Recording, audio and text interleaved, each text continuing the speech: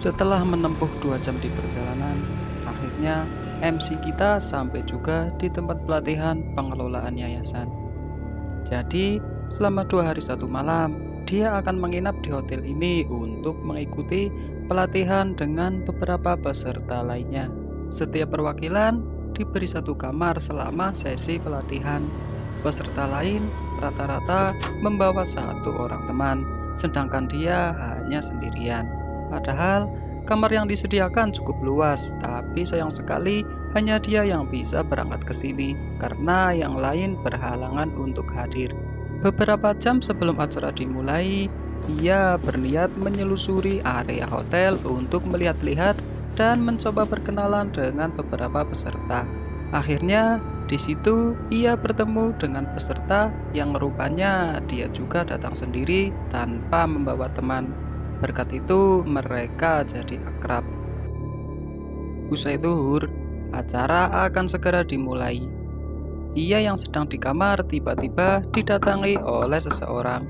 Rupanya orang yang tadi, sebut saja namanya Nur.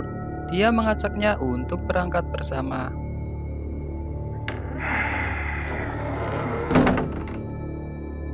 Di perjalanan menuju aula, Nur bertanya siapa orang yang ada di kamarnya.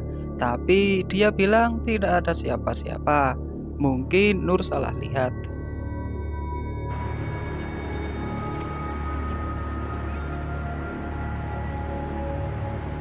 Di sela-sela acara, Nur kembali meyakinkan bahwa tadi ada orang di kamarnya, yaitu sosok wanita berambut panjang yang duduk di kasur.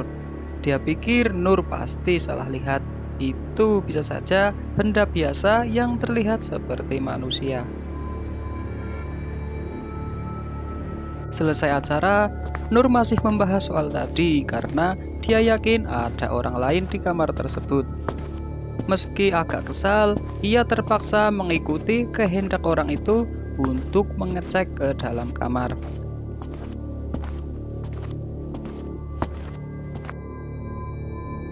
Dan sesuai dugaan, tidak ada siapa-siapa di sana.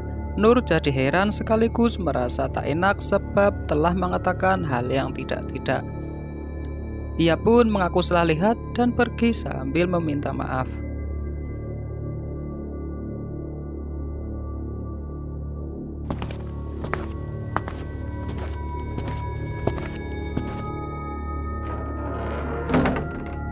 Sebelum acara makan malam dan melanjutkan kegiatannya, ia menyempatkan mandi agar lebih segar nantinya. Namun ada yang janggal. Ia melihat banyak rambutnya yang rontok. Padahal ia tak pernah ada masalah dengan rambutnya sehingga bisa rontok sampai sebanyak itu.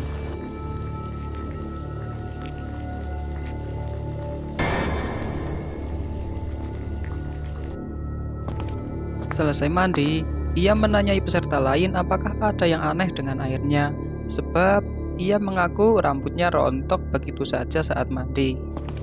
Tapi orang itu menjawab tidak ada masalah sama sekali. Merasa sedih, ia pun kembali ke kamar dengan bimbang dan takut terjadi apa-apa dengan kulit kepalanya tanpa sebab yang jelas. Saat ia melepas handuk, bahkan sisa-sisa rambutnya sampai menempel di sana dan berserakan sampai ke tempat tidur. Namun setelah diperhatikan, ternyata rambut itu lebih panjang dari rambutnya. Artinya itu merupakan rambut orang lain.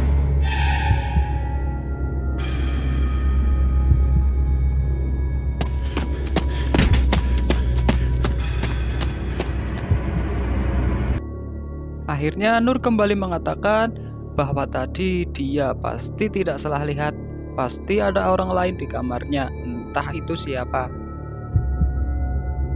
Siapa lagi kalau bukan hantu rambut yang kemudian muncul dan mulai meneror mereka berdua.